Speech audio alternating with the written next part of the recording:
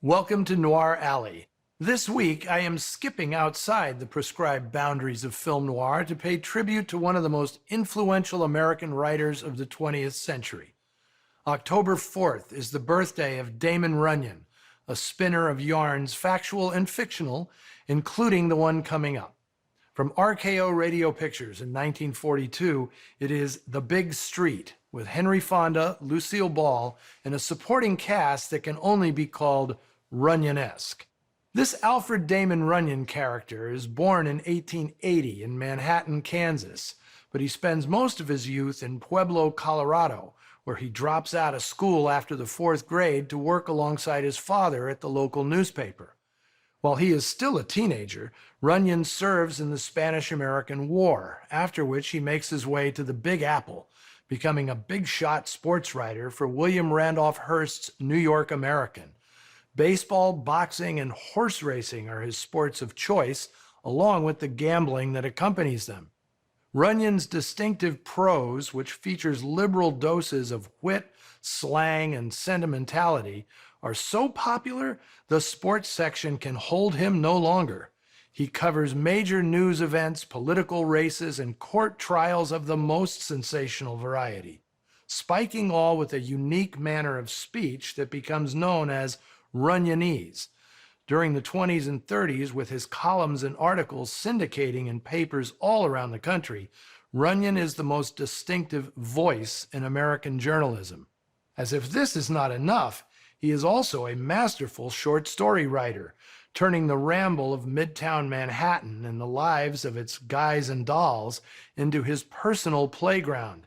His tales capture the brash and exciting collision of big city nightlife with the criminal underworld, reveling in a lively strata of so-called operators that exists between the two.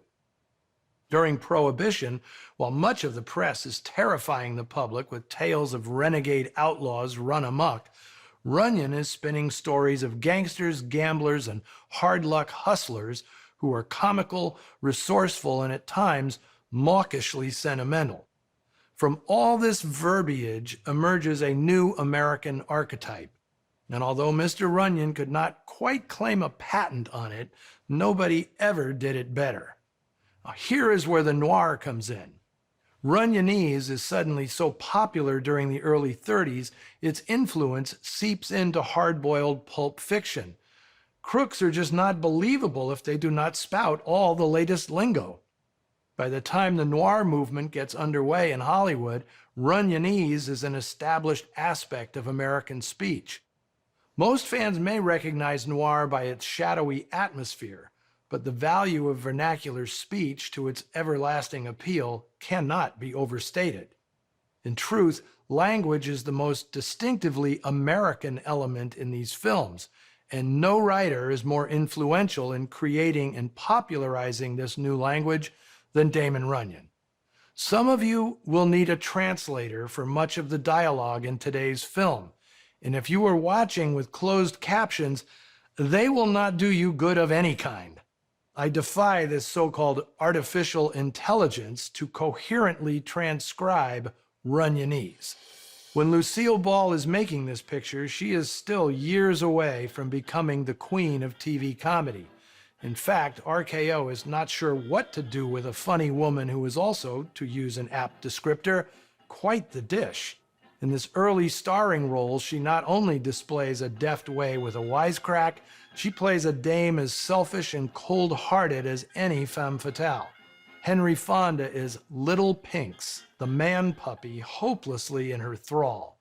The Greek chorus to their lopsided love story includes Ray Collins, Barton McLean, Eugene Pallette, Agnes Moorehead, and Sam Levine, who herewith is basically creating the character of Nathan Detroit, which in 8 years' time he will make famous in Guys and Dolls, the Broadway musical based on an assortment of Damon Runyon stories.